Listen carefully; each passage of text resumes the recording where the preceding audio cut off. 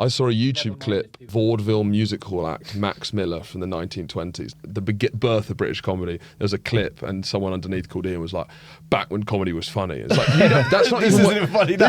this isn't what you think. You've got this wrong. This is not what you're on the wrong video. No one's talking about let's go back to music hall and waddling with a cane. That's he's just so used to say that with any black and white comedy. It's like, that's not even what you mean. Back when black was still white. I definitely wouldn't have done it. It's like I say that now, so I'm just going to tell everyone. Yeah, no, but like, if they couldn't have offered me anything, I wouldn't have done it. And I think anyone who did is a complete sellout. We're talking about Saudi Arabia comedy money. But if you do have an offer, please do send it through. For me to reject, but I do want to see what number. As you can tell, yeah, for the first time ever in What's Left HQ studio history, we have a comedian in the hot seat. Horatio Gould, really? Welcome. First time? First ever comedian, yeah. Well, you can't be slagging off Grace Campbell like that, can you? Professional comedian Grace Campbell, who's been on this show. So Rory doesn't believe in female comedians. Fuck's sake, Horatio. You set me up for that. That's fair play. I was trying to catch you out, but I got caught. Don't play this game. It's a fool's game. Welcome to What's Left. Back in the new studio again for those of you who notice. Today we've got James Bloodworth as well co-hosting. Jovan is out and about at the moment. Will be missed for the duration of this conversation. But today, boys, we meet and convene. Some are calling it Davos 2. This is Davos 2. This specific studio right here. Three of the most important minds. Yeah. Elites, economically viable men. Alphas. And we're not leaving this questionable sweat room. We're going to get hot. We're going to get hot. Until it's going to get hot and sweaty until we figure out how to fix the world. I think that's quite right. But Horatio, look, I mean, the biggest takeaway of Davos, of course, was that Elon Musk is now finally ready to launch his stand-up comedy career. How are you feeling? Well, it's an interesting one because I guess he's been doing more and more jokes, and it's interesting that he's got so much. I mean, he's like the richest guy ever, but he still wants to be funny. And it is interesting that people still, no matter what they have, they still all want to be considered fun. No, I am like a funny guy, right? Like he's got everything, and it's still like, no, but I am like funny as well. And he just doesn't have that riz. You know, he's next to Trump, who's just one of the funniest men who's ever lived. I do think he is getting slightly better. He did a recent joke at Davos, the Board of Peace joke, which I genuinely think the premise is pretty strong there. But he just fucked the delivery so bad. So I do think there's like a... So what, are we going to workshop it? Well, it's an easy workshop. So he said Donald Trump, set up that Board of Peace thing, already a lot of fluff, but I would have, spelt it P-I-E-C-E, peace, and it's like, all right. And then he said, take a little piece of Venezuela.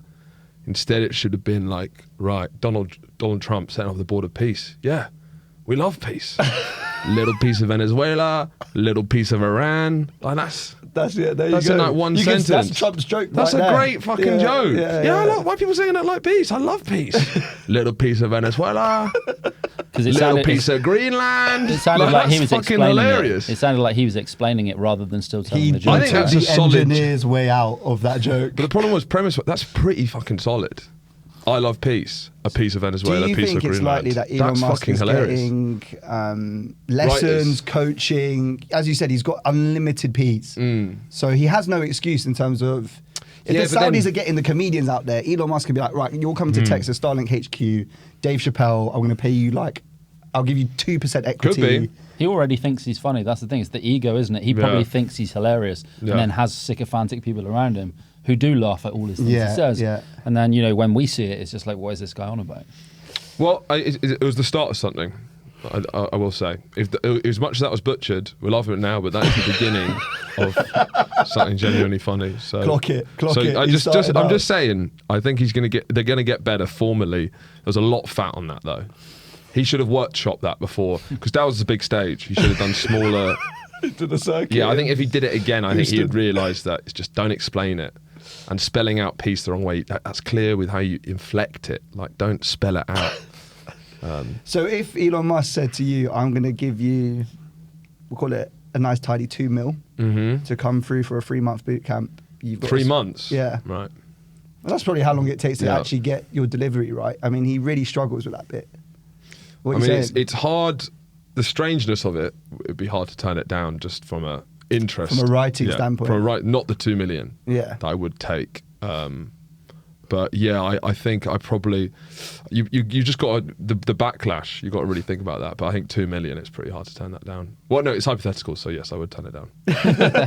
Like Saudi, turn that down definitely. James Bloodworth, you've done a lot of work undercover. You've written 2 of my favourite books, Hired and Lost Boys.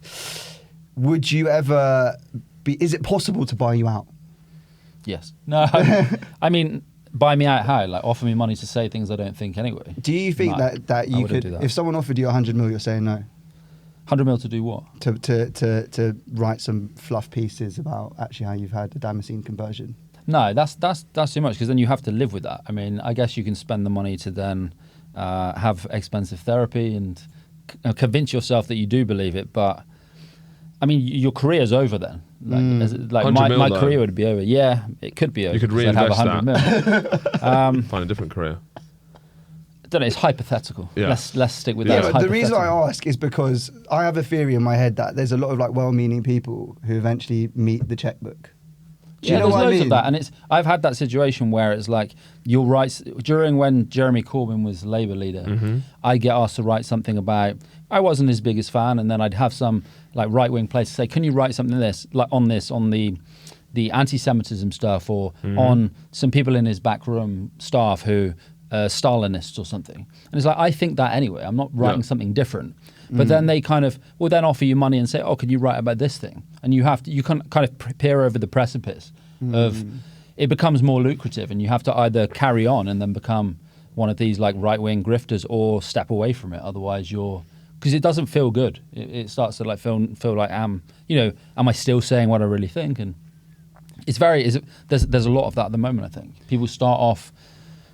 I mean, making a kind of reasonable objection to something about their political tribe they disagree with, and then go further and further down this kind of rabbit hole, I suppose, to use a cliche, and it becomes quite a lucrative thing. There's a lot of that. Can you explain to maybe some of our younger viewers who are now more politically conscious but didn't really understand Wagwan during the Corbyn years, why you were opposed to him? Yeah, I mean, I just thought there were better people on the left of politics. I prefer John McDonnell, who I met a few times. If you're going to vote for someone on the left, I think he was a more impressive person. I was at a meeting once in London when I was involved in student politics, where Corbyn was kind of talking about the achievements of Colonel Gaddafi and his politics on that. Obviously, is enough, but his politics on kind of foreign policy was very, very simplistic. And when the Salisbury stuff happened, when Russia poisoned, I mean, Gaddafi did have a detail. His bodyguards are only 10 out of 10 babes. The Amazonian guards. Yeah, so that's pretty sick. Yeah, I mean, I don't remember Corbyn mentioning that, but I think that's what Corbyn was talking about. That was his central blank. Corbyn loved Tintin. Do you know that?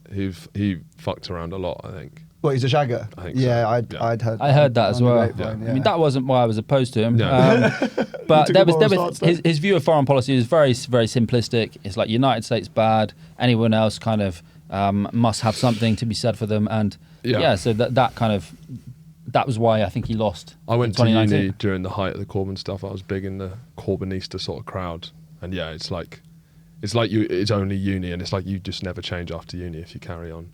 I mean, also it's bad to say, but I think did he get like no GCSEs or something? And you shouldn't be judging him for that. But then when he does the certain things, he's going to debates like this. And he's saying basically just parroting like uni beliefs. Then I'm like maybe we have a look back at those GCSEs, and maybe that does mean something. He went to private school as well, didn't he? Yeah, he sort of immatured with age. Yeah, he did. It's true. Yeah, one of those people. So you don't have many anti-imperialist, jiggery wokery types in your audience, though. I mean, you write the orcs. Is that what they're called? Yeah, the orcs. Yeah, the Finbus. Yeah, they come out en masse. Yeah, terrifying live shows. What do you mean? I just feel like your audience, for people who don't know your stuff, you write quite anti-woke in some ways, comedy. Insofar as you guys critique everyone. I mean, critique is one word. You take the piss out of everyone. I wouldn't go equally. say critique. Yeah, definitely. I'd say so. But like, they can sometimes get quite offended by the fact that you were taking the piss out of, for instance, minority communities, for instance. But you would say, well, we do that, but we take we the don't piss really out of the have. majority I mean, it's people as pretty well. amazing. I mean, I have two different audiences because I got Boys Gone Wild and Finbo's History. History is a slightly different audience to Boys Gone Wild. Boys Gone Wild is a lot more like this, I'd say. Like urban. So kind of like vaguely leftist, but like We don't really know have a who we laugh. are. We can have a fucking laugh, Yeah, right? yeah. And what you say can just be fucking around. And then history, I guess it's like that to the extreme. And the whole shtick is that we're talking like academics and we're dressed in suits, but what we're saying is absolute bollocks. So it is not a history podcast, it's a comedy podcast, and it is actually apolitical. It's just what's the funniest thing you could say about anyone. But really. I remember seeing an interview that Finn did. I think it was on Trigonometry or Right. something, where he basically said that he actually is a progressive, or like he thinks of himself as like centre left. Well, I won't speak for Finn, but he did that when Trigonometry was nothing. That was right at the beginning, and they'd got him on to basically parrot their views that you can't say anything in the clubs. And Finn says everything, but it's just very well crafted, and no one really has ever really got offended at Finn, apart from when he said he wanted to bomb Glastonbury because it would kill all the Corbyn fans. But that was the only time that he's actually ever got. And that was on Have I Got News For You. But yeah, he basically they got him on here to say how you can't say anything these days, and he's like, you can. I think that's what our podcast is. We're not saying you can't say anything these days. We're saying it all. Yeah. And people are kind of fine with it. I think weirdly, maybe it's how heightened the set is. It lets us. I don't think it's the set. I really think it's just. I think you that guys it's just art, say, just kind of camp in a way. You know? just say shit that I'm like. It's amazing that you can still say that. In Yeah, 20, so I in don't know how. 2026. I mean, maybe it's because I'm in Finn gets away with everything. I don't know, it's because he looks like a sort of drawing of a man. So, you know, he looks like who's the guy on Tintin? You know, the Captain Haddock. He looks like, yeah. I don't know. He does look like So he Captain just Haddock, is yeah. sort of cartoonish. So I kind of get away with a lot of stuff just in his slipstream. I don't know if I could get away with a lot of that on my own. But yeah, for some reason people just don't take what he says seriously because it's so extreme, I guess. It's interesting And because his view is basically, actually, if you go far enough, no one can possibly take you seriously, comedically, because it's too far. So it's that little midpoint where you can offend people. But if it's you know, if it's like 15 jokes about denying the Holocaust, surely that's a joke, you know, because it's that many. At what point? what's the? I It actually think feels it was quite 8 arbitrary million. to have like a number. I think it was 8 million. That's a woke Holocaust denier. Well, Holocaust. I denied the 6 million. I think it was 12. Trying to chat up a Jewish baddie. I think it was 12 million. Trying too hard to be a good man. Yeah, exactly. Yeah, actually go. I think it was 30 million, yeah. I feel like you're going to push me to my limit today, Sure. but I'm happy though, because I think part of the reason when we were setting this up, and I think I said this to you because James, you were one of the first people to come on the show, was that like broadly speaking, a lot of lefties in private are not PC. You know, people who describe themselves as left wing actually, when they're with their mates or whatever, they say a lot more kind of off the cuff jokes. Yeah. They have a bit of a dark sense of humour or whatever, but there's a sense that when you're in public or if you're saying things out loud, that the rules are completely different. Yeah. But that feels slightly disingenuous, doesn't it, really? To a point, I think there's a place for kind of decorum and some Yeah. civility. Like, I don't want politicians to be just talking like people in the pub or something. Yeah. But even in private conversations, if people start kind of ribbing someone for something they can't change about themselves, is a different kind of than just taking the piss out of what someone's done or someone's kind of someone's puritanical politics or some of this kind of the ultra identity politics, which is inherently kind of funny. Yeah, I mean, I think politicians are just very careful all around though nowadays, aren't they? Which is part of the problem. They hedge with everything they say. Yeah, but there's a kind of, I mean, the Reform have often put their brand out as being like, we are the people who talk in the pub. Like Lee Anderson's whole thing on GB News is him in a pub having a chat. They spotted that gap in the market, and that's Yeah. part of their success in a way.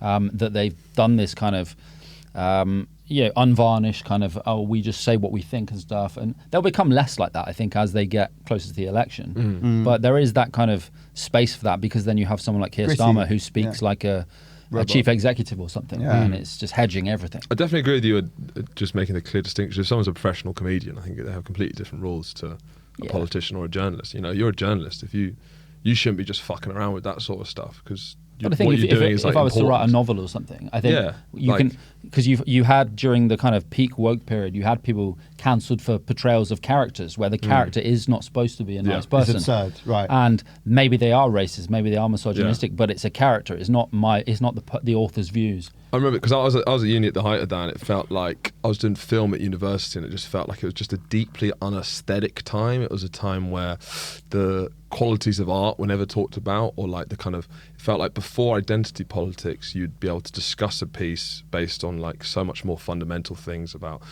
beauty, the sublime, passion, things that really fire you up. But it felt like every film criticism basically died, and all it was like, oh, they cast the right Asian actor in this film about Egypt or whatever. Do you know what I mean? Like it felt like we'd moved so far from any sort of artistic criticism, and it just become political. That was the only like articles that were sort of going into the very literal reading of everything. Yeah, I thought and taking everything very seriously as well. I think it kind of undermined. I think it was poor for like an artistic worldview, because I think art is quite grey area, and I think it read it in the kind of the stupidest way you could possibly read most things at the time. Comedians speaking about politics, though, has become a real big thing in the last like 5 years. Yeah, you know, like if you think about someone like Bassem Youssef, for instance, he got into a lot of, obviously he did this. Does he do other stuff? He was, I think he is a comedian by trade. Yeah, well, right. I mean, originally he was like a surgeon, and then do you know about Bassem Youssef? I think so. So he's this Egyptian guy who he was like quite big. He became like this huge influencer during the Arab Spring. Because he was a surgeon and he said some shit on camera and it blew up in Egypt. And then after that, he had to leave Egypt and he became a comedian. And then he got on Piers Morgan's show, like basically like just shortly after October 7th, I think, because his wife's Palestinian and her family was were in Gaza. So he did a whole bit basically parroting the Israeli lines and to satirize what he was saying was their excuses for their disproportionate reaction to in the bombing that was happening at the time. And that blew up, that one video blew up, and it kind of relaunched his career again, but in America, because he'd been this big deal in Egypt and then wasn't so much. But then recently, he's been getting criticized for supposedly parroting conspiracy theories. And then when he gets pulled up on it, he goes, I'm just joking. This is where conspiracy theories thrive. If you're not transparent... Why do you want to be one of them? If you want to cover... No. I'm not saying I'm one of them. Why float a mad conspiracy theory about Israel? Because it's the internet and I'm a comedian. Okay, but it's not that funny though, is it? Well, that's dangerous, because I've only seen him... Like, I understand if you're a comedian and then you have a personal effect with Palestinians, then you become serious and you talk about these issues, and he talks very eloquently about them, and that's fair. But then he's clearly... He wasn't doing like jokes about it. It wasn't like... I wasn't rubbing my belly laughing listening to him talk about Palestine. It was very sincere and serious. So you can't then flip the switch there, because that's... You can't. That's dangerous when you start playing. That's why I think you should basically choose one or the other. I think there's a blend, but there's this weird kind of blending that's happened recently, where like the court jester can tell the truth, sort of thing, right? A little bit, but then the court jester might stumble across the truth by accident, and 99% of it is just farts and bollocks and shit. But it might stumble across it. I think it's not this idea of like Chappelle, Bill Hicks, these kind of truth tellers. I think. Occasionally, but that's not the primary. Bill Burr. That's not the primary end. It's shit talking that can sometimes hit notes that other people can't. But I think sometimes if you take it too seriously, that comedians, these truth tellers, I think that's a mistake.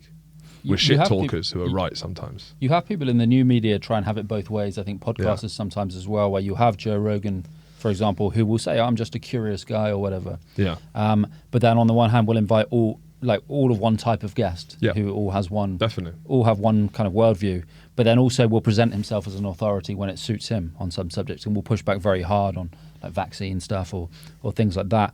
And on the one hand, you know, they'll present themselves as a replacement for the mainstream media, mainstream journalist, but without any of the responsibility to actually present evidence-based stuff. Yeah, we're not trying to Ofcom regulate comedy though. Do you know what I mean? No, of course. But I think it's when you try and kind of have it both ways with some of these things. I think I see that in my industry hardly as well. The goofiest guy in the world. It's pretty. A lot of his shows are quite sincere. He's getting people on and talking about Yeah. a lot of things quite sincerely. And Stephen Bartlett recently as well, right? He's had I've like seen some of that pushback. loads of controversy around. How come? So he said, I believe, that he had a couple people on that had been accused of being like red pilly manosphere type people who were suggesting that the male loneliness crisis could only be fixed by like giving these people women, essentially, or making sure that they have partners. And it was kind of received that by some There's been a responsibility feminist on exactly yeah. that you're blaming women for men being lonely. Yeah. Essentially, it kind of came across like that in that way. But like Stephen Bartlett, there's a litany of different things that people have got problems with, from like, you know, faux health stuff or pretending because his brand Huel is in that space. Yeah. To the platforming some, you know, less than savoury types in kind of the mainstream. But his whole model is based on being, as you say, an alternative to the mainstream. So he's literally incentivized to have those people on all the time. And like I get it as well. Like we had a Conservative commentator on last week, and part of it in my head was, because a few people have given us feedback being like, we wanted you to push back a lot more than you did. And I remember thinking like, actually, you could generate more heat by just like turning this into like a conflict situation. But I kind of wanted just to give her space to kind of let her say her piece and see if just by, you know, letting her talk, whether there were actually some inconsistencies within her argument, and just giving the space for that. But people, I think, now are primed for conflict in a way. That is the incentive structure that we live in. But there's too many of the podcasts where someone does come out with this conspiratorial stuff and it isn't challenged. So I guess, sometimes when you can speak to a Conservative and they'll make an argument and it's not littered with, you know, nonsense claims, and that's fine. But I think it's when people present themselves as an alternative to journalists and then just let all this nonsense, particularly during COVID, like fly, and it's not challenged, and then because they have status, it then pumps that into the ecosystem, the media ecosystem, and you have people who don't know a lot about the subjects thinking, oh, well, this person, I respect, this person has status, I'm going to listen to them. Yeah, because the numbers are looking good. Yeah, because they have clout, you know. That's online. fine if you do that with us, but anyone else, allow it. But part of the reason why I messaged you about liking this pod, I think, is because you're in that space, which I think is remarkably few left-wing podcasts are trying to... Feels like this podcast is kind of quite anti-polarisation, if anything. Yeah, and it definitely. feels like it's a pretty... That's certainly my position. I think we just get... Everyone's speaking to each other, and it's like anything that gets the middle ground, I think is exciting, and I think it's fine to be confused, and I think basically Trump 2.0, I just feel like everything's different now. We literally live in a different... It's we live just in a so different, and world. all if we just can't fight the same battles of before, and I think there's going to be weird blends. I think people's politics is really weird. I think that even start with Rogan being like this kind of weed smoking, biohacky, conservative, liberal, like... No, he's originally a Bernie Sanders guy. Yeah, exactly. So it's like what you are is now so much more complicated than it used to be. Yeah. And So go on then. Let's do a little thought experiment. What is your so we all kind of identify as progressives, but what is your most right-wing view? Oh, dangerous. I've got lots of right-wing views. I think my most right-wing view, if I'm genuine, is I do believe if you're not a patriot, you're a coward. I quite like that one, to be I fair. think... I don't mean... I'm a patriot not because I think Britain is a great... It's the best thing ever. Not at all, not in the slightest. I just think there's a level of responsibility to try and make the country you're in as good as it could be. as good as it can be. Yeah. I agree with that. I don't necessarily think that that's conservative. I actually think that's like quite... I think it can be, and I do think we're in the world we've entered into. I just think... You know, obviously at uni there was this talk about the kind of end of nationhood, and I can understand that, but it's just not the world we live in. And I do think that one of the easiest ways for the left to maybe reconnect with the white working class who despise them, who, you know, the left seem to want to support. Who used to be left wing and now want to vote for reform. Is give them an identity or a shared value or like a culture that they can get behind. And I think it's actually can be quite an easy win if it's used right. And the energy is clearly there. I mean, the desire for certain people to have an identity that matters to them and to have a history to be proud of, it's clearly like there, and it's not going to go away no matter how much you know, try and make it kind of problematic. So I think there's a way to harness it, to be honest, to be a positive thing. And I also think Britain, sometimes we still talk like, I think in America you need to watch Patriotism because they're so powerful. I think in Britain we've still got this kind of imperial mindset about how dangerous Britain, but I think we're actually in quite a precarious situation. We're fucked. Yeah. So we should get onto that, but we'll hold that for the time being. James, what is your most right-wing view? State-mandated girlfriends. No, not really. But law, I'd say on Law and Order, I'm probably, and I don't mean Law and Order like locking people up for minor drug offences. I think there's too much of that. But I think low-level kind of antisocial behaviour, particularly violence, and just like despoiling of local communities by like littering, fly tipping, low-level crime that affects, I think, working-class people tends to more. I just think that stuff isn't often taken seriously enough. I think more of an emphasis on kind of everyone contributing to the community, not just about, the old kind of New Labour cliche, not just about rights, but also responsibilities. I think everyone feeling, that's a two-way thing though. That's also about kind of there being public spaces for people to use. It's about kind of feeling like the social contract works, but also that you have to give something back to it. It's not just about, it's not me first and devil take the hindmost and I have to just kind of take what I can. I think there needs to be more kind of social shame in some ways around like if you're despoiling the community, if you're not kind of pulling your weight. Gotcha. And more kind of, I think harsher punishments for violent crime and a more kind of reflective view of like drug problems and addiction and things like that. A bit more paternalistic, potentially. Yeah, more paternalistic, but more rehabilitative when it comes to kind of some of the social problems that come from drug addiction, homelessness.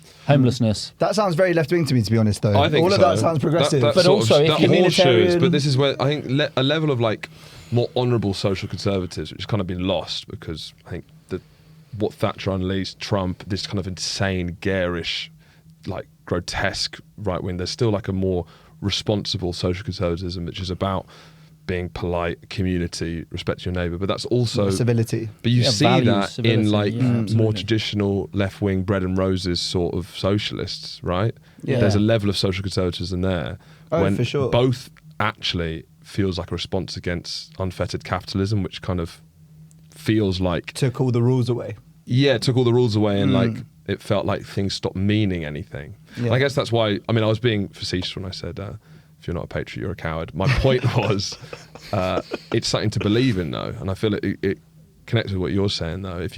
Whether it's Britain, whether it's England, whatever it is, having something, we're stuck on this island together. Yeah. Do you know what I mean? We should try and get along. The things we can change really are the laws of our country, and that's it, really. There's geopolitics, so why don't we try and make that thing as positive and progressive as possible? But it still matters a lot. This is what we can change. It's our corner of the world. It's your street. It's like cleaning up outside the front of your house. That's what I think a country is as well. But it's also I think, local. Part of the other side of that is localism. So people feel like democracy is very far away from them, and that's partly because of things like, as a journalist, like the death of local news. Like there's not really that grassroots reporting with local areas. There's kind of local councils and stuff are still quite distant from the people they represent very often. So it's also, you want to feel like you're part of your community, but that also means taking those kind of levers of democracy to a grassroots level again, which there's less of that now with the decline of things like trade unions and social clubs, mutual societies, even the decline of, say, grassroots religion in like through Anglicanism or something. There are less kind of levers you can affect your local community. So took church away, but didn't really replace it with anything. I think there's still there's a hole for that. So that on the right wing thing, I'm like very like tuned into that whole like spiritual gap shit. Like they're very.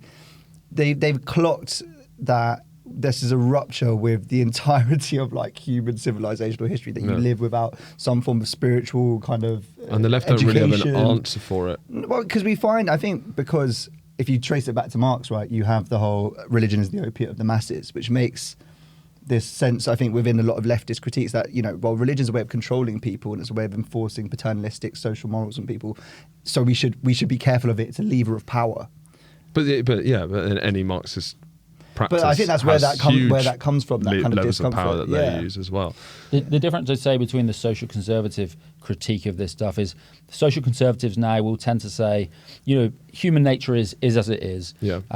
Capitalism kind of is as it is. We can't really do that much about it, so you have to retreat to these kind of aisles of civility, whether it's in the home, whether it's the family unit, and kind of steel yourself against the nastiness in the outside world. Whereas we would, on the left, we would say you also have to try and change the exterior world as well. It's not just about retreating to these small units of your tribe or whatever. It's also still about trying to make the wider world and build solidarity and all of this stuff. Yeah, solidarity. So I think that's a key one. Solidarity, the sense that like people feel a duty to like their neighbours. I don't know what's happened to that.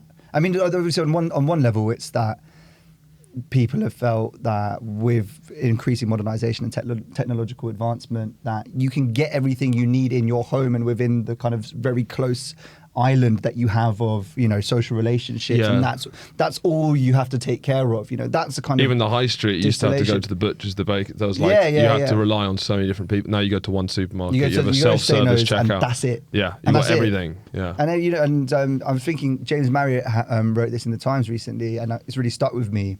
But he said that reality is now a thing that happens around screen time. And I was like, that's it, really. If you really try and think like what has fundamentally changed things over the last 20 years, beyond the fact that we've had a stagnant economy for a really long time, but whilst we've had this stagflation, reality is we've slowly taken less and less and less reality and replaced it with more and more and more screen time. Yeah, for sure. And it's definitely making people feel more isolated, confused, and alone. I think people realise that a bit more now. I think there is this conversation now. People are starting to realise a bit more that, even social media is something you kind of dip into when you feel like dipping into it. Social media is on downwards for the first time. Yeah. Allegedly. Do you not buy it? I saw that. I read some of the FT data, and I think it didn't actually include TikTok. Right. Well, I'm pretty sure. Well, that's crazy. I'm pretty sure there's one major social media company that was involved that wasn't involved in that study. But look, it's only about MySpace usage. I think Bebo. I mean, I don't imagine your friends are the same as well. Most of my mates are making proactive decisions to spend less time on their screens. I got the brick. You got the brick? I am. Are you bricked up? I'm bricked up. Are you bricked up? It's a little thing you put on your wall, and then you just tap it like that, and then all your apps are disabled until you tap it again. So you can sort of... Sick. How much does that cost? Is that? It's like 50 quid, but we've got 3 of us in the house, and you can all use it. So when you... I haven't used it once. Once you get... You haven't... Not once. Because then I wouldn't be able to use my phone. The problem with the brick is that you don't get... The apps don't work when you brick it. I've got it. Yeah, I'm with you. So why would I do that? Yeah, why the fuck would you actually do that? Because then when I open Instagram, it doesn't work. So. See, when I have these conversations with people, I say to people, but like obviously I can't do that because my job is on social media, which is actually really just to get out of jail clause, because the fact that I am addicted to my phone, and I've chosen a career that enables me to be as addicted to my phone as possible. I feel like in the way that all darts players are fat because they live in the pub. Yeah, I live in the pub, so I'm my brain's fucked basically. So I haven't given you my right-wing take, but I think it is, and this will take us back to the kind of starting point of our conversation, Davos, but I think imperialism is the default setting. That in history, yeah. I think it's hard to... Yeah. The idea of that you try and conquer and that you expand, that I think is the default setting. Do I think we should try Is imperialism the right word for that? So what you're saying is, fucking tribes have always dominated each other. Is that I think imperialism is an offshoot of that. Right. So I think that's what happens when the tribe, you can expand the tribe through something like an empire. Right, yeah. Which unites all of these disparate ones together. Yeah. I think that often on the left as well, there's a sense that that's actually not our default setting. That we actually had something different before. I love it on the left when they always like bring up some random tribe that did it differently or something. There's this like fucking there's like an island. There's an island where the women were more powerful. It's like what 15 people. What about every other society ever? Do you know what I mean? Like doesn't prove anything that you found one thing. Surely the exception proves the rule. It's the opposite. You do get though more matriarchal societies, say in the Far East. Yeah, there are different. Are there though? But yeah, it's not completely. Like what? It's just kind of the decision making will be done more by the woman in the household in some places like Philippines, Thailand. It's a bit more balanced than it was. I wouldn't say that it was necessarily now here, but than it was, say, stereotypically in the 1950s or something. Yeah, but it'd still be just like very small things, right? It wouldn't be like fundamental. We have a more rigid view in terms of, in some ways, in terms of like gender and the transgender issue than, say, in like Thailand or something, which is famously, or Hawaii. There's not such a stigma attached to it. I don't know. No, definitely on the transgender thing. And there's I met Jason Momoa at... It's the socially contingent, kind of, is what I would say. In Iran, they're weirdly... there's the best transgender surgeries, but in Iran, forcing gay people to trans. Yeah, this is what I found out. I embarrassed myself because I read all these articles about how the Ayatollah was very pro-trans. And I was like, oh fuck, woke Ayatollah, no way. And I was chatting shit on my podcast, and someone says, yeah, he's pro-trans because it's illegal to be gay. So like, if you're gay, become a woman. No way. And so they've got the galaxy brain take, That's insane. That is insane. I had no idea about that. So I kind of misstepped there. So he wasn't woke after all. I mean, I was going to mention also Hawaiian culture as well, because I met Jason Momoa once at a pub, and I asked him the wokest question of them all, which was, I was doing a lot of work with kids in schools around masculinity at the time. And I was saying, what would you tell these kids is the most important thing about masculinity? It's actually not that woke. It's a very good question. He said that you need to embrace your feminine side. That was his answer to it, because... The most macho guy. Yeah, it's easy for you to say this gorgeous guy who's ripped, who women find attractive because he's so manly, trying to get everyone to be more feminine. We had this conversation that when we did a pod before, and it was like sometimes... What does that even mean, engage your feminine side? Like, what? I think he means you should be universal in your decision making. You should really look at Harry Styles. Look at Harry Styles. He's wearing like a sequined dress. Like, see, anyone can do that. Not you wear that to school, you get beaten up. Yeah. So you have to. If you're a baddie boy. Yeah, he's fucking hot guy privilege. Hot guy privilege, you can be as feminine as you want. Yeah, of course. Yeah, paint your nails and you're calm. Like celebrities can get away with anything, basically. You shouldn't use them as an example. Yeah. Billionaires dress like shit because they're flexing. Like, they dress like with like normal clothes. Trackies. Yeah, because you wouldn't wear like a fur coat, would you? It'd be too much. Do you think that pretty privilege is going to have its like time in the progressive sunshine, like a woke moment? I think people are too horny to that just can't last. But that is literally an unchosen characteristic. And it changes people's life results. If you're funny, you can bypass the whole thing. That is true, actually. That is true. I just think any of that stuff, it couldn't last for long, because it just naturally cycles. These are just... See, this might be the biggest cleavage. Attractions will change, but... You reckon? But you still need to be attractive. But what that means can definitely change. But you know how you saw a lot of this when you were doing Manosphere stuff undercover, where they're trying to teach you a rule to beat the system so that you can get like women. Their rule is be rich, basically. Yeah, be rich, and because of the social media age, it's pretend to be rich if you're not, and project richness. They see social media as both a plus and a minus, in that they will, on the one hand, rant about how the sexual revolution and social media means that women are just pursuing these men they see on Instagram, this elite of high status men, and so they will complain all the time about that. But then they would also say, but social media is this great opportunity to pretend you're one of those men, because you can hire a Lambo and go out to the desert and smoke a Monte Cristo cigar and come across, social media is fake, but I'm okay with that as one of these. I think the women that you're attracting, though, with that sort of stuff. Damaged. Very vapid, but it's like the way that they talk about the women. It's because of the women. They talk about, like, you see them on these podcasts talking about how transactional women are, but it's like, it's because those are the women you're trying to attract. Because they hang around nightclubs. You hang around attracting what they're putting out. Like, of course, the type of women are going to be like gold diggers, or people who might cheat on you. Like, that's the world that you're entering in and what you're trying to attract. See, I think the progressive answer that we're just landing on is you just need to be funny. Instead of building people, instead of building up people, it's something you can change to some extent. To be manipulative, just be like fun to be around. Yeah, and don't have halitosis. Yeah, definitely don't have halitosis. Or if you are going to have it, have a good couple of jokes in the back pocket as well to make it worthwhile. I think charm can come in many forms, even if you don't even necessarily need to be funny. I think that's kind of the most important thing. I even realised that growing up. I think charm. Certainly in comedy, I've had to realise a lot. think stand-up, certainly my early days, I definitely didn't think about like charm or things like that when I was selling ideas. And I think, yeah, actually that it's so much more important in everything we do.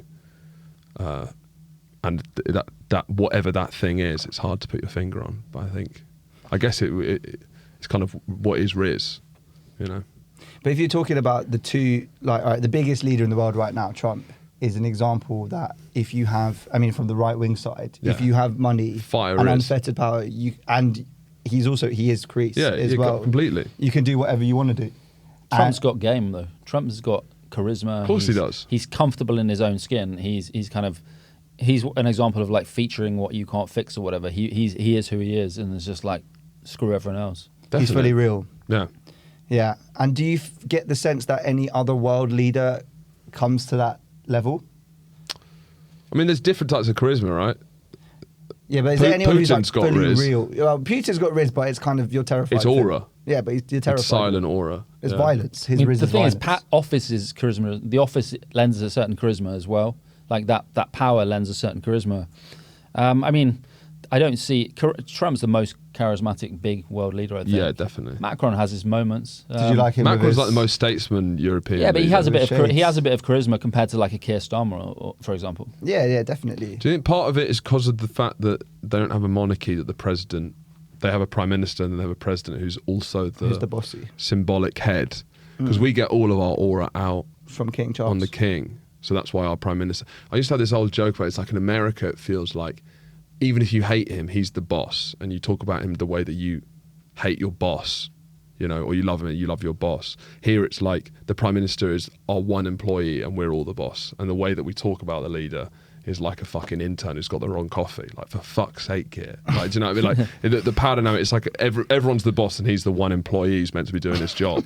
Yeah, no, Like, that's the prime minister. They're like a fucking minister. Why is he not why is and he he's not like, oh, fixed fuck, everything? his papers are everywhere. Oh, shit, I forgot this, you know. And if you're a president, you're also the symbolic head of state. So. Yeah, so maybe as James was saying, it's the concentration of the office, the power of the state. France, Hollande, Francis Hollande. Yeah, Francois Hollande. He was a Keir Starmer-like politician, was incredibly unpopular because he didn't have any of that kind of Riz or... But you've got to have it. You've got to have it now. My problem- You've got to have it now more than ever, I think. Yeah, I think that's true. I also don't think that's like... Some people say, oh, it's a shame it should be whose special job. I think that's such an important part of the job. I think it's definitely one of the requirements. Messaging. It's probably number one requirement right now, especially in like the social media age. Yeah. But it is Mam Danny, Riz to dude, hell. It is sad that on a level, someone who is clearly just religious about working for the state, you know, someone who is happy to sacrifice. But why does he need to be the everything leader? Can't he be doing... I mean, get the fucking but dork you'd think working that away. quality would be enough. Yeah, I don't know why I need to keep seeing from this dweeb. Do you know what I mean? So you're not impassioned about Starmer at the moment? I actually think his foreign policy stuff, he's actually quite a good diplomat. And I think he probably would have been better as the head of the Foreign Office, really. If Burnham came in and Starmer moved to being like in the Foreign Office, and I think that could have been quite a good like shift, really. Because he's quite good at feeding other people's egos, but he's been pretty good on the Greenland thing. He actually did stand up against Trump, and it feels like in any of those situations, Starmer's actually done better than you'd think.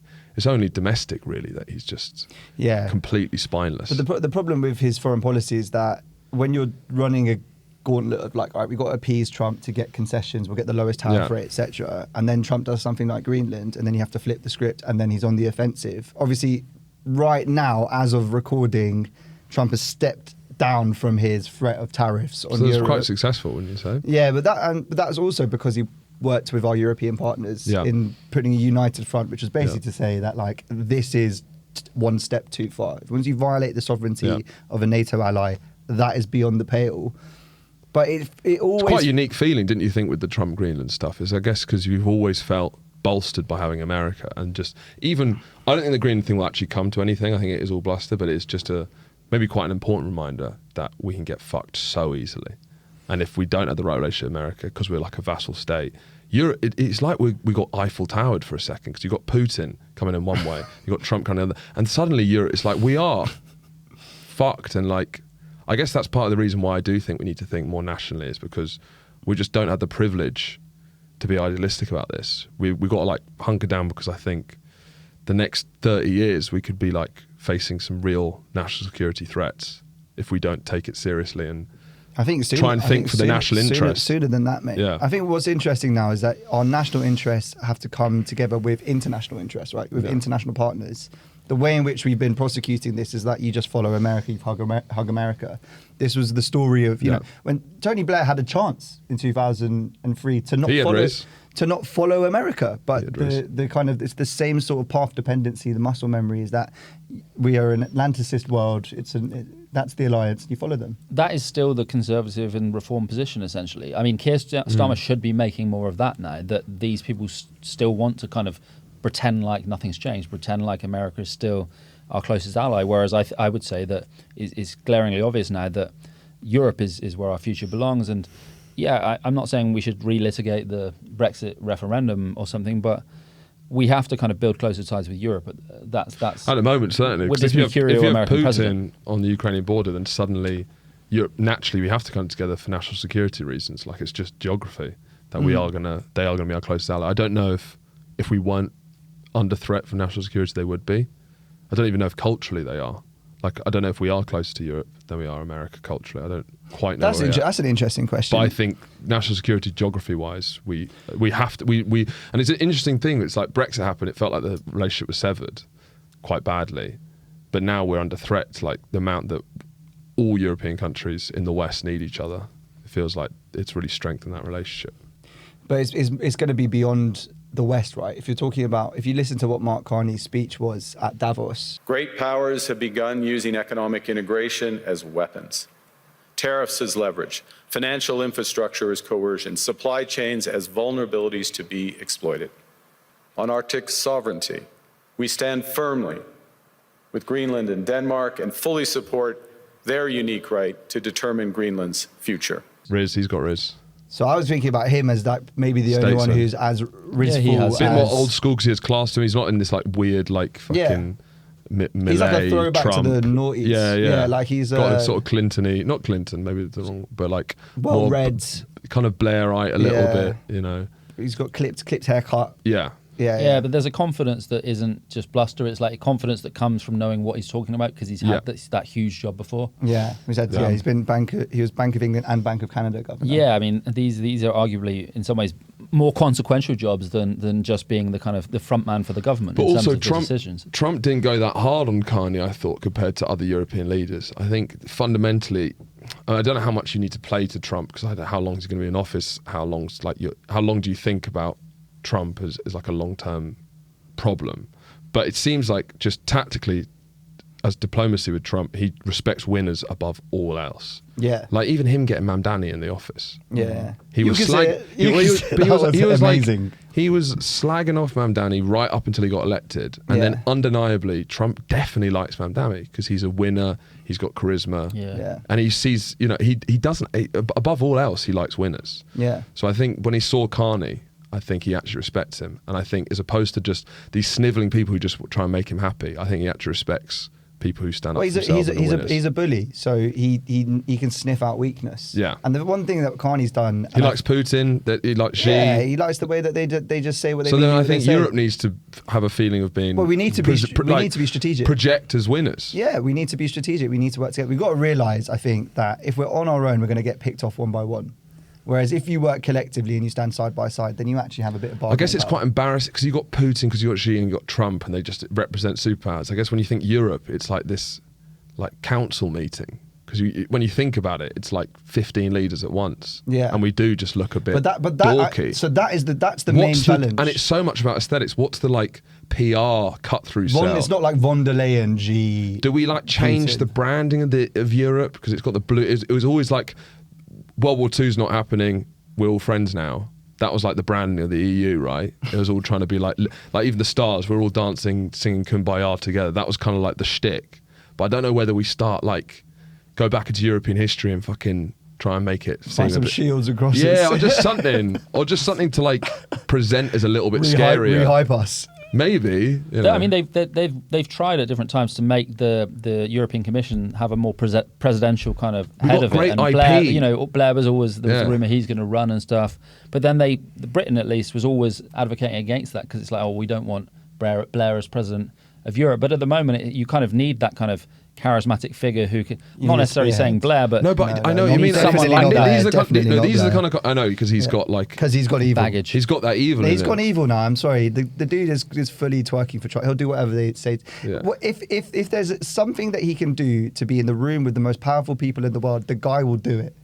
I don't think there's any question. There was a leaked memo that he said to the TBI, his institute, right? Yeah. I think it was at the start of the year, or maybe it was like start of Which Trump's is still kind presidency. of very involved in the Starmer government. It's running it. I wouldn't Or say is that that. I overblown? wouldn't say that's true because TBI pushed really hard on the digital ID and the government have now U-turned on that. Okay. So, but he said something like, because obviously a lot of people who work there are progressive, when Trump came in, I know a lot of you feel uncomfortable about this, but we've always made the decision that when there are power brokers in the room, we should be there as well, regardless of the consequences, regardless of the kind of moral status of it.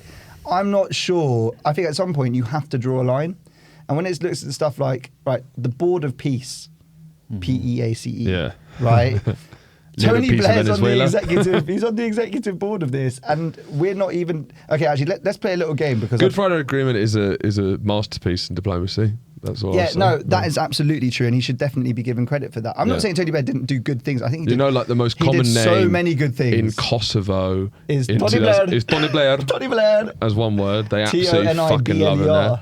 Right, huge. Right, I want to play a little game with you guys very quickly because Trump's announced this Board of Peace, Yeah. right? So this is basically like an alternative to the UN. Okay, this is his new UN. Yeah. These guys are going to be running the world. I'm going to give you some world leaders, and you're going to tell me whether you think that they are in or out of Trump's Board of Peace. Okay, I actually don't know who's on at Okay. all. Right, we'll start with our very own Keir Starmer. Is he out? He's on the fence, of course. It's Keir Starmer. They haven't, Wait. committed either way. He is yet. on the fence. Classic Keir Are Starmer. they all invited, and it's whether they've chosen, or is it whether he's invited them? He's invited them, and I'm asking whether they've said yes or well, no. he's on the face. Starmer, yeah. Yeah, he's on the fence. He's on the fence. Correct. Tony Blair, yes, of course he's in. Putin. In. I think Yeah, he's in. considering he's in. it, but maybe I'm wrong. No, he's in. He's in. Trump says he's in. He said he hasn't confirmed right. whether he's in or not, which explains why Keir Starmer is on the fence. Yeah. So now, how about Giorgia Meloni, the right-wing leader of Italy? In. I'd say. She's out. Out. According She's to, been standing up quite well. According to Italy's economy minister, Yeah. it violates their constitution to join this body. Right. So it's a no for now. The Pope. Out.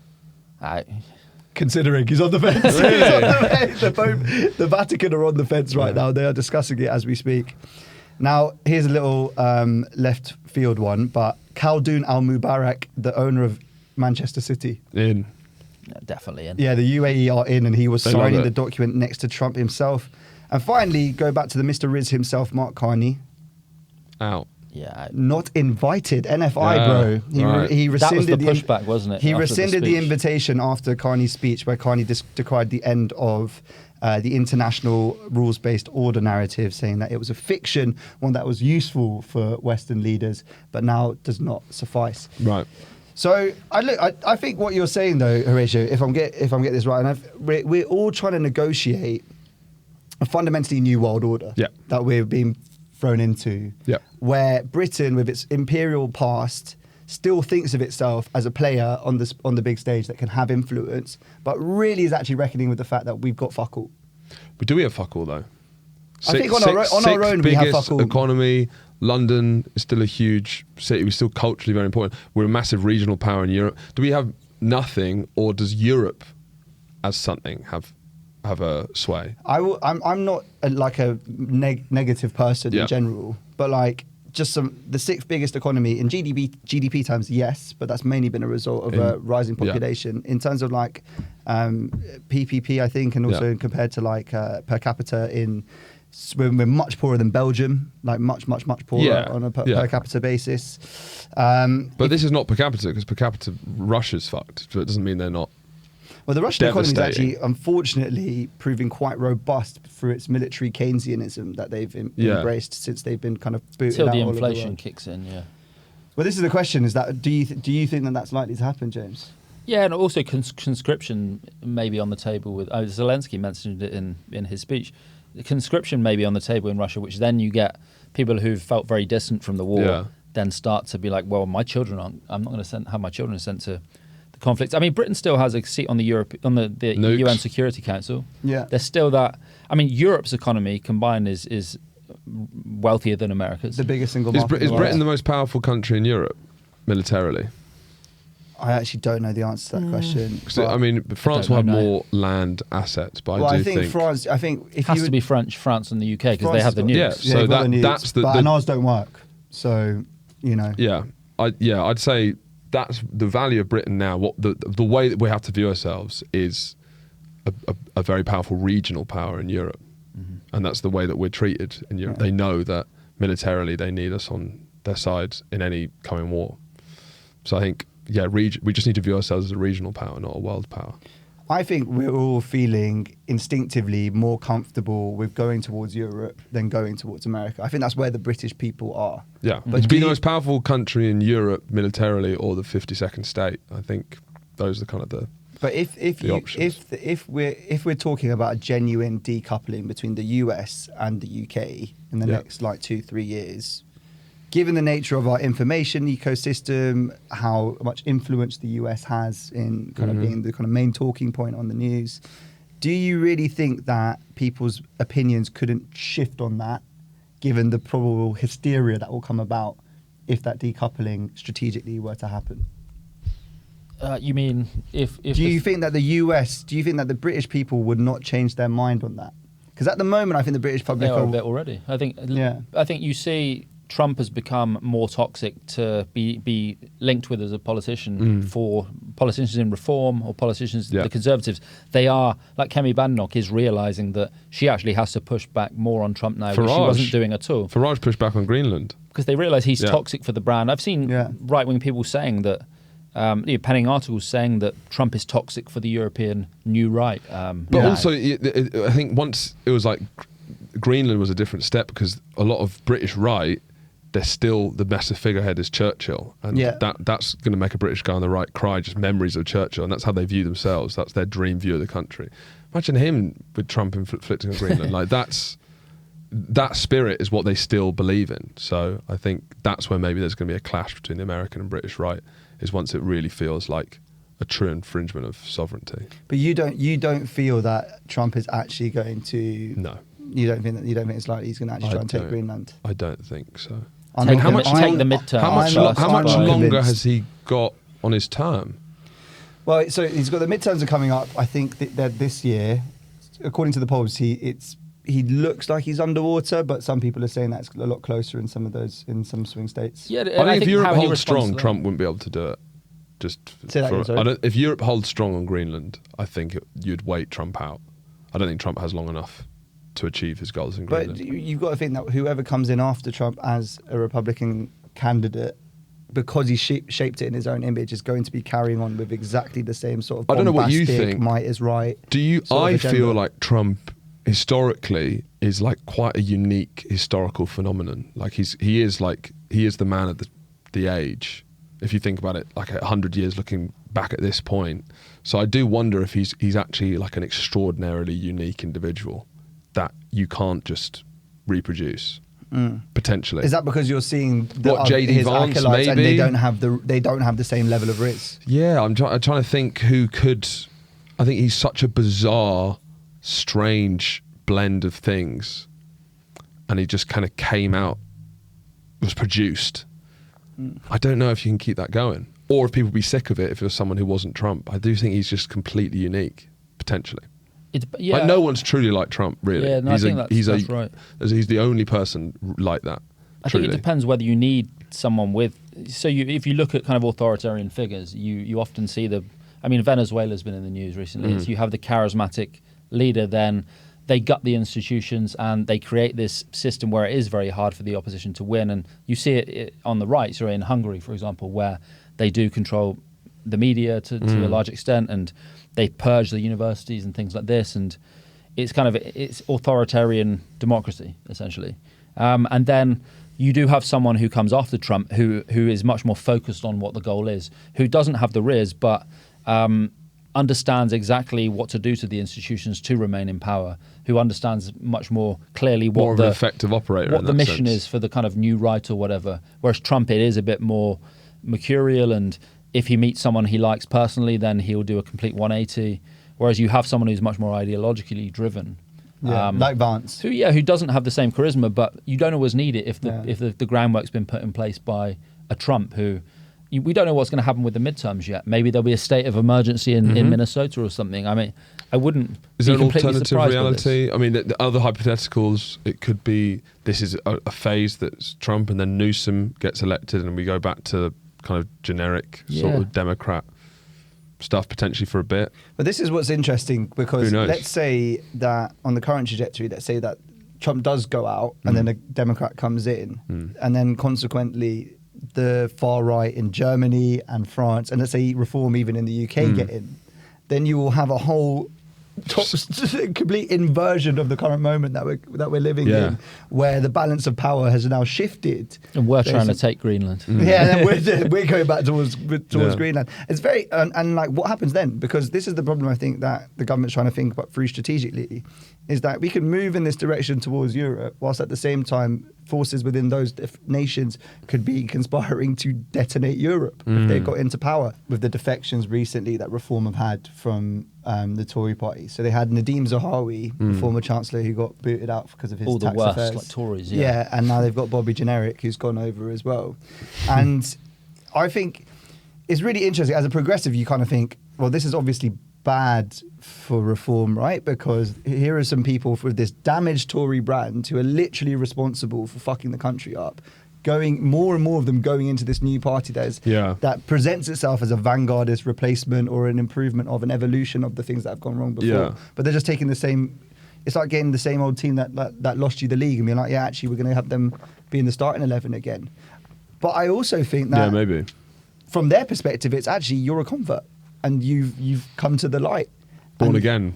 Right. Yeah. You're born again. You're a born again conservative. And also, you'll have a born-again position rightist. to slag off the Tories, saying like, "I was in there, it's completely Yeah, fucked." it's actually fucked, and these people have been right the whole time. So I've been seeing interesting polls where some Reform's falling back, perhaps because of its relationships with the US, or perhaps because some people are turning off the fact that all these Tories are joining, and others where they've been going up in the polls because some people. But Reform find couldn't out win now. the next election outright. It would be a. I think it has to be a coalition with the Tories because they don't have the political infrastructure to run a country. You got Farage, who's a charismatic leader, but as soon as you go past that, it's like it's amateur hour. Like you don't have. At least the Tories are so embedded. There's like really boring basic stuff that they have. Even Labour, because they've been out of power so long. I've got friends who work in the civil service. It feels like even there, it's like it took a while. For it us takes to a get going. while to Yeah, like no, get that's true. going with like the mechanics of power. Yeah. And maybe that's but a flaw. they want to gut the state, right? So in their Yeah, maybe. in their. I think he wants to gut the civil service as well. Doesn't he? Absolutely. Yeah. I mean, there's some case for civil service reform in my book. What say it do you- quietly. Well, look, there's like 7,000 comms officers Right. in the civil service. Yeah. Like, dude, like what? Like, I do there's- meet a lot of civil servants. I'm like, what are you doing? There's quite a few of them Yeah. kicking about. It takes an age to get anything signed off for people to do stuff. I know that they're. It's like when you see a rapper's entourage, and you're like, what's your job? Who's paying? Yeah. they've all been mates since. Why are since three of you primary school. Why are three of you making tea? I don't know if they drink tea. They do. No. Purple drink. Why are three Right. of you making purple drink? Yeah, correct. So I do think there's a case for some of that stuff, but obviously the way that they want to take a sledgehammer to it, they're not going to be very careful and curated in how they approach it. But I think it is interesting how that dynamic is going to play out with Reform. Obviously, want to be seen as the new establishment party of the right, but does it become corrosive to have some of these characters with such a bad track record? I think it will do when Labour starts campaigning on that stuff, when they put up posters saying, they'll do stuff where it's kind of the failed kind of government of Liz Truss or Boris Johnson, and then just with some Reform rosette on it or something like that. I think then it will start to have an impact. But do you think that that's takes away from perhaps some of the more alarmist framing where people want to say something like reform or a new fascist entity. These guys are actually, this isn't just any old election, this is actually a genuine departure from the kind of normal civility of politics into something new and scary. You kind of diffuse that argument, don't you, if you're saying, well, actually it's the same old Tories? Yeah, a bit, but I still see reform really as the kind of the radical right of the Tory party. Really, I wouldn't go so far as to say it's a fascist party. I mean, they're kind of a right-wing populist party. Yeah. And I think Jenrick was, even before he joined, he was often more right-wing than Farage's position on stuff. Yeah. So yeah, I mean, I say Trump is kind of believe any of what he says. Trump's a bit of a. I've read good arguments about why Trump can be classified as a fascist, because people think of fascism as, the Nazis come to mind first. But if you look at Trump and compare him with like a South American leader, or from the like 60s or 70s, or like Perón, for example, or Franco, or there are like more similarities there. Or Orban, in terms of style of rule and kind of creating this militia now almost through ICE, to like a personal militia to kind of send and kind of crush left-wing protesters. But it's early days, so maybe it won't kind of fully turn into that.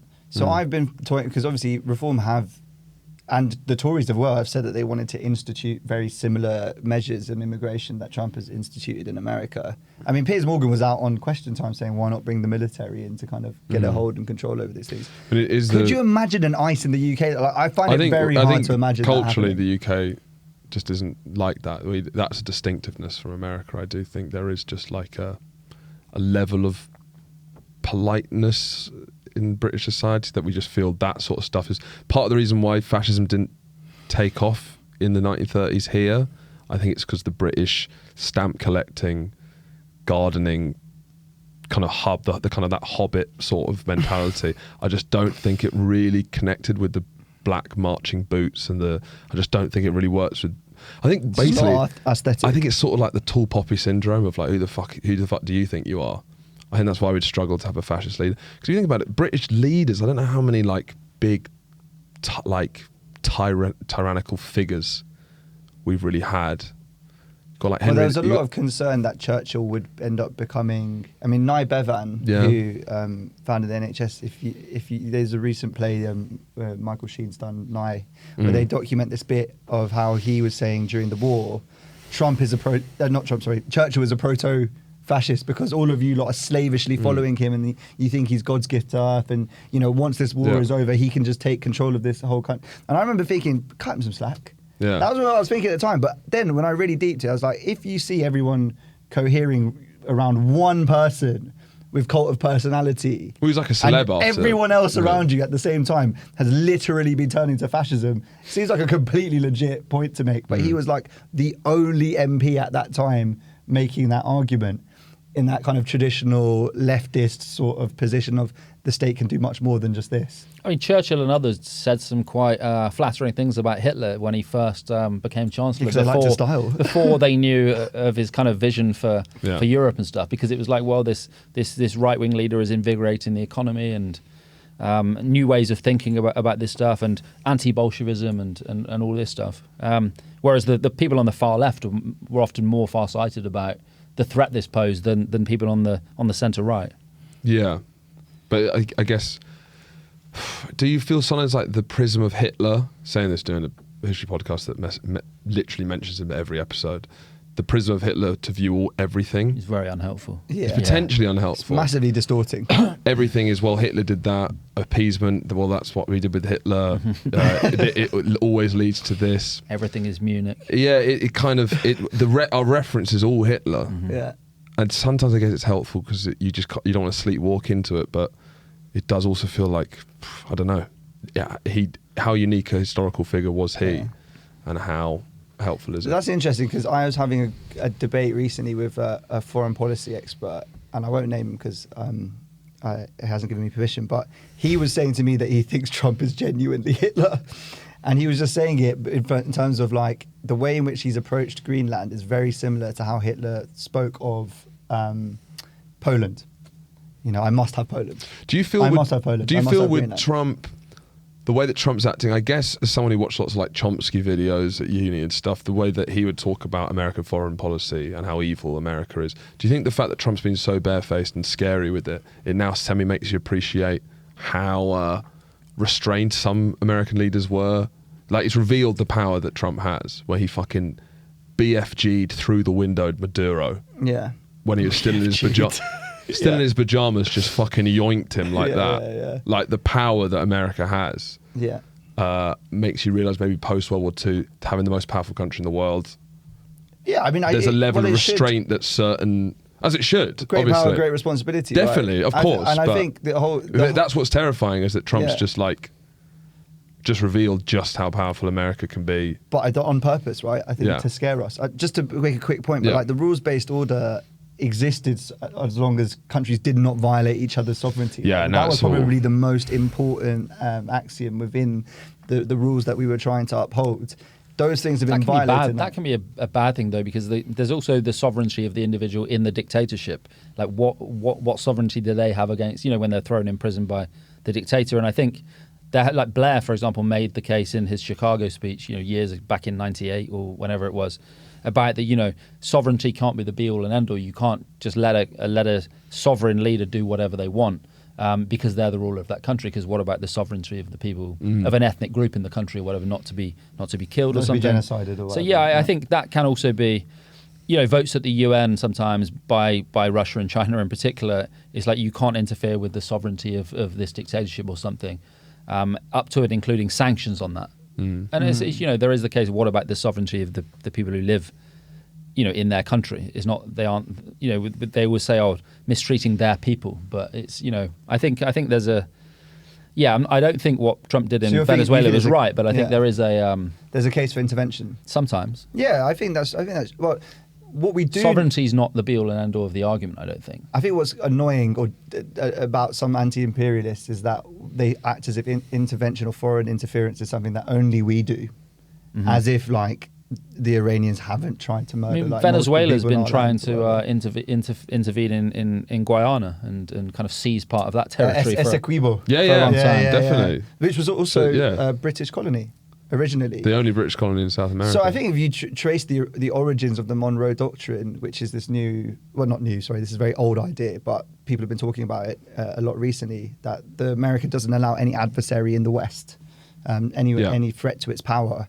That originates in the fact that Essequibo was a British colony, and the fact that it was in South America was a threat to the US because Britain was there. So it was initially pushing us out. And what's interesting, because I think it's good that Europe's had a wake-up call and put more into defence, because we've relied on America for so long, and Trump basically saying you need to up your spending. But he was saying that as if we were just riding America's coattails, as if it wasn't designed by America because it suited them. Yeah. Like, America were happy to do it because it meant that Europe wasn't a potential adversary. Yeah, so it's interesting that he's flipped done it stuff like, in their interest, bro. But he's flipped it as if we're just relying on them. But it's like, no, this is the world that you wanted. You were very happy to do it because. But this is the biggest It farce kept Europe with Trump's down. worldview, is that he acts like America's been fucking fleeced, and they've literally been running the world. Yeah. Everyone buys their currency. They have the biggest military by like many indices over any other country. They can invade other people at will, and we're all meant to suck it up. I think the second biggest air force in the world after the US Air Force is the US Navy. Like, I think some crazy stuff. Like, it might be different now. Dude, we can fit our army into Wembley, and there's space Yeah. for the away fans. Yeah. That's fucked. Yeah. We can't do, like, this is the thing that, like, in some ways it feels good because perhaps the world or Europe is waking up to the realities of like hard power, and it feels like we've been in a stupor. But when you actually have to deep how much we've vassalized ourselves, it feels insurmountable. And I think that that's kind of what the US want to do with their flexing of their muscles, is actually to say, you really want to act like you've got sovereignty, but you don't. And so But I think this Greenland just thing, suck it up. this Greenland thing is just the real wake-up call. I don't think it will result in anything, but it's just if it. But what's It could have. I just realised how vulnerable we are. It's not a wake up though, is it really? It's like, go back to bed. Yeah. Just go back to sleep. You don't want this, rude boy. Go back to sleep. Shh. But then I guess in this new world, right, I think for Europe to be safe in the New World Order, it has to be a sort of European military superpower to be at the table with Russia and China. It's got to have energy independence as well. It's got to have secure its own supply chains. It's got to have its own tech stack. I think basically it feels like Europe is like a lifestyle tourist destination now. Yeah, you go around these you go around these beautiful cities and you have like nice food, and that's what. But now it needs to, for its own national security, just sort of. But I don't know what that looks like, because isn't that the EU? Feels like that in Britain with the infrastructure. The Britain is like a heritage trail for tourists, where everything Every is European heritage, country is. or for boomers. Yeah. Everything is heritage for boomers, preserving it for American tourists. for tourists and boomers and Chinese. And Chinese. We should talk about China as well. Britain PLC. So we project this image of Britain as aristocrats and the royal family and red post boxes and stuff, and the actual infrastructure has just fallen to shit. It really has. And this view of Europe, and in terms of Europe's fallen asleep and been soft and let its military dwindle down, it was actually a conservative governments that ushered in austerity and cut the military to what it is and cut the police to what it is. Yeah. It's not been social democrats, in this country at least, who've done that. And we're not trusted on it, which is so interesting, isn't it? I mean, it would be great to kind of reframe a lot of these things now, whilst we have the opportunity to show that the progressives take seriously these issues of sovereignty and that we can be important stewards. You don't think we do? I don't think immigration or defence, I don't think it really works. I don't think the left have a particularly ready for a mature conversation, because it's too difficult in those circles to talk about. Yeah. Like, I don't think Polanski's ready to talk about the needs of defence. He's backtracked on open borders immigration, because obviously he was like, that's an eventual end. But I just don't know. I haven't seen much of like a open. We've got to be sort of like. I think the left has to have like a sort of Attlee mentality, right? Yeah. You can be innovative domestically, but you're still patriotic. Very national security, defence is still a very important thing. Yeah. And it doesn't mean that you let those things go because you care about the poorest in society. Attlee's having a moment, man. I'm Just Bait posted Attlee today. Isn't that incredible? That is like the most amazing crossover in my head. He didn't have Riz. He was Rizless, and he had probably the most talented team around him of any government ever. Yeah. The Bevan and Bevin. Yeah. Yeah. Both the Bevs. And the Stafford Cripps. Yeah. One of the coldest names in history. But Attlee really was pretty dull. Yeah, and he's a posh boy. Yeah. But and also one term, because we did an episode on Attlee. We did all post-war, and they did all that stuff, not only in one term. 1 year. Pretty much 1 year. Yeah. So all this stuff that they get lauded for, it would literally happen so quickly. But this is what's depressing for me, because the most progressive stuff has happened as a dividend post a really destructive war, where essentially elites couldn't say to normal people that you just deserve to live in squalor and shit. But there was a community and a feeling of national unity. Yeah, solidarity. So you could enact. It was coming a bit already though with the Beveridge report and kind of Beveridge report that Hitler read when it came out. He was he fascinated. was a socialist. He was fascinated. But the Beveridge report came out and it was apparently really well said. Everyone was reading it in like the governments. Can you imagine everyone reading a think tank paper? Yeah, exactly. Today? Yeah, it's crazy. Bro. Sorry. I just did my own thing of just always bringing it back to Hitler. Sorry, I apologize for interrupting. So, but here's an interesting thing then. When we're talking about this new multipolar world and how Europe asserts itself, it's not just Europe, it's Europe plus Canada. We've got to not look like pussies up there. There just needs to be a little bit. I just think the shtick, we've got some of the best cultural IP to fall back on. Yeah. We need to start like, I don't know what it is. I guess because it's such we just don't believe in ourselves, do we, really? I think a lot of us, and this is the same with Brexit, right? A lot of people saying at the time, don't do this because we really don't actually want it. Yeah. You don't want to have to make all these decisions on your own. And they've kind of been proved right in terms of just the level of stasis that's been in our politics ever since. Now is a moment, I think, where you have to be radicalized by the genuine fear that we could just be owned by another country. I think I feel pretty like more scared than I ever have. That like we're very vulnerable in a way that I've never felt in my Dude, we literally are. But I don't know how much people. Here's another thing, right? With the US and tech, for instance, it's becoming a techno-democratic or techno-autocratic, depending on where you stand on that country. You know, I think if you got to sit down with Peter Thiel and have like an honest conversation with him, I think if you asked him, you know, obviously people don't like the fact that their lives are being ruled by these like digital things in their pockets. But are they going to do anything about it? I think he would go, yeah, I think they're going to be too addicted to say no and to stop. What do you mean? That's implying that Peter Thiel is truly cynical. I think obviously what's happening is cynical, but I think he probably thinks he's doing a good thing, right? As always, nearly always these people do, right? I'm sure they do, but I don't think he's just like. He's saying he'll be there. He'll be saying money. You know, he'll be saying like, okay, they have free will, but they will choose. They will choose to use the digital. No, but Peter, and to not listen to what's but actually these going on. tech bros are utopians. It's not this cynical mafia boss kind of thing. They do think they're changing the world for the better.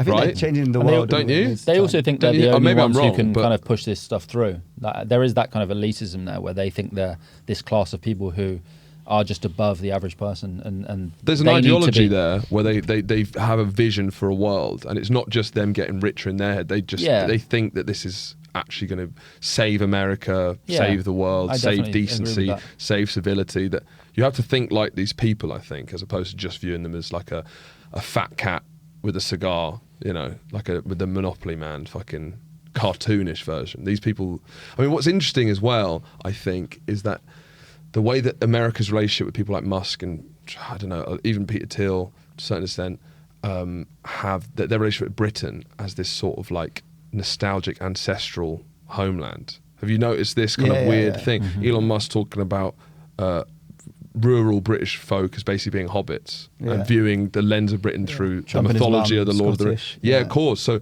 the reason why they're getting so involved with our stuff is because they want to protect. It's kind of like protecting like your old room at your mum's house.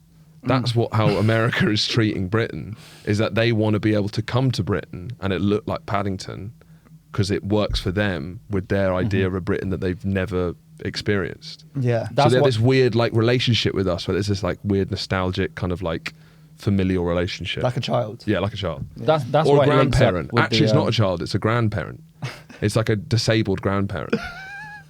That's where it links up though with the people here who want to preserve like the kind of reactionary movement here, which sees Britain should just be like how it was when we were younger, and young people are kind of superfluous to that. It's like we want Britain to be, white faces. We want it to be the same old stuff, comedy on TV, like the Jim Davison and all that kind of. Oh, they've ruined TV. It's all woke now, and it's just more racism on how it should be when they were younger, and no more housing development. Black faces. Preserve the green belt, but through the prism of just keeping things actually. I saw a YouTube Never mind clip if people haven't got anywhere to live and stuff. Vaudeville music hall act Max Miller from the 1920s. Now this is not like a Jim Davidson racist guy. This is like Chaplin-esque music hall. So this is like the birth of British comedy. There's a clip and someone underneath called Ian was like, back when comedy was funny. It's like, that's not even what, funny now. This isn't what you think. You've got this wrong. This is not what you're on the wrong video. No one's talking about let's go back to music hall and waddling with a cane. That's he's just so used to say that with any black and white comedy. It's like, that's not even what you mean. Back when black was still white. That Tommy Robinson march in London where you had after all of photos of all of these people going to curry stores, and it's like I saw one with the caption, we don't want any of that foreign muck, let's go and get a curry. Yeah, classic. That's Lee's whole bit, isn't it? Yeah. Do you think, when you say like white face, I wonder though, what you'd think, Rory, about like the vision of Britain. Basically, could you find a way where the vision of Britain is multiracial? My name's Freddie, but carry on. Sorry, Freddie. No, I called you Rory. Maybe I'm giving you Rory Stewart energy. Yeah, but that's all right. Maybe. So that's not a compliment, but we can keep it moving. Definitely not that. Sorry, I interrupted you. No, I said your name wrong, so that's fair.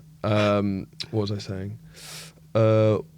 Yeah, that basically Britain as a multiracial but sort of more unicultural vision. I think that's basically where we've got to get to. Because that's my gut feeling. think, can you divert some of just the pure race stuff, which I think is a non-starter? Can you engage that to be a more unified thing where there is a unified view of Britain, but it's a multiracial one under shared values and identity? I think speaking as a mixed race person and seeing more and more like interracial couples or whatever, you're going like the complexion of this country is going to fundamentally change demographically over the next like 20, 30 years. Anyway, it's already happening, right? So I think you have to get slightly post-racial about this stuff, right? Definitely. You have to think about a diffuse sense of Britishness that isn't tied to kind of some form of blood and soil nationalism, which I think is where we've actually always been for a really long time. What's happened though is that people feel that especially with like mass immigration in the last 20 years, that people weren't integrating and weren't kind of there's some truth to it. Yeah, I mean, in some communities in this country, it is true. You do have some parallel living. You know, that's not a Which complete, is not it's an entire fiction. It's not a productive end. The idea that that's everywhere is also false. Definitely. I mean, one of the most interesting things is that immigration in cities, people in cities are like, immigration's great. Everyone outside, where there is the most amount of immigration, everyone's like, actually, this is kind of all right.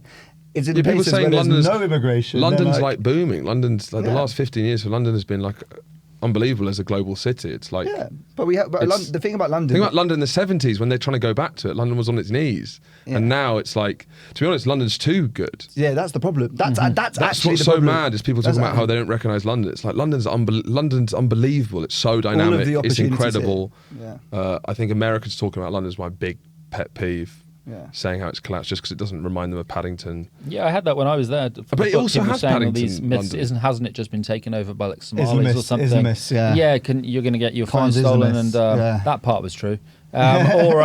It's not safe at all anymore, and it's just like it's the opposite. It's gone the opposite way. It's 100%. much safer than when I first moved. The problem like 15 years ago. London's too good. Now and you'll be fine. London's too good. It needs to be spread around the country. It's too. Yeah. It's all the dynamism's happening in London. It's all being funneled this way. The problem is it's too good. Yeah, and that is where I feel like, you know, for all of the piss taking that we did during the general election about national service, I'm kind of like, as a policy, it would be good to get people from like cities to experience rural England or the UK, and people from rural locations to go and meet people from cities as well, and to realise that like what you're getting fed on your feed isn't real. Or even if we all find it annoying, at least it's a shared thing to whinge about for a whole generation. Exactly. Like there's a collectiveness with like, I don't know. It's like the friends you make at school, even if you hate school. There's like you can whine about it. That's British. That's like one of the most quintessentially British. And that's things what I you can love do. is when you see like a, I don't know, first generation immigrant who's only been here like 3 or 4 years, and you've seen all of the like joy sucked out of them, and they're complaining at a bus stop. It's just like they have integrated. No matter where they've come, something like this island, it's like immediately they're fuck. Yeah, weirdly enough, you know, there's like, they sometimes roll out these first generation migrants at like these far right stuff who just like love Britain, and they're like, oh, this is the, like, whoa, this is the best. Most like, diverse that's the most politics American shit I've ever seen in my life. British people don't talk about Britain in that way, bro. You don't talk about like, whoa, yeah, like we're the greatest thing. No. We're like, yeah, we're all right. It has become harder, I think, though, because there's that loss of those collective experiences. But that's more of a media thing. Yeah, there's that kind of fragmentation of the media. Everything's more niche, right? Yeah, and just there are different kind of stories. There's not one interpretation of history anymore. There's not one interpretation of the national culture. And that's coincided with this generation of technocratic politicians who don't know how to like Keir Starmer doesn't know how to tell that story. It's all about fixing things, making things work. There's no vision of what he would want the country to look like. And people are all consuming different media anyway, so there aren't those collective experiences in the same way. There aren't those collective TV shows that everyone watches, then goes into the workplace or the school the next day and talks about it. So I think it's become just harder anyway. I guess the final thing to say in a line, what is the most important kind of guiding light about your left-wing politics, if you can sum it up in one line? For me, I'd say that the most important part of left-wing politics, I guess, is I'd genuinely think avoiding getting fucked. I'd be in any of its forms. How are we getting fucked? How can we come together and not get fucked? That's how I think about these things. And that can veer into conservatism sometimes. It can veer either way. But I think that's my sort of guiding principle, is not getting completely done over. So that leads with a lot of left-wing politics, of course. But that's not all it is. I love that. James? I mean, it's kind of boilerplate left answer, like solidarity, but by that I mean kind of, it's very boilerplate, but like not kind of like understanding what you have in common with other people, not and what shared interest you have with other people, not being kind of steamrolled into kind of thinking someone else is your enemy because of some superficial thing and especially in the age of social media where it's very easy for these demagogic figures to kind of to scapegoat other people and blame other people. We have much more in common than that which divides us. Thank you very much, boys. Thank you so much for having me.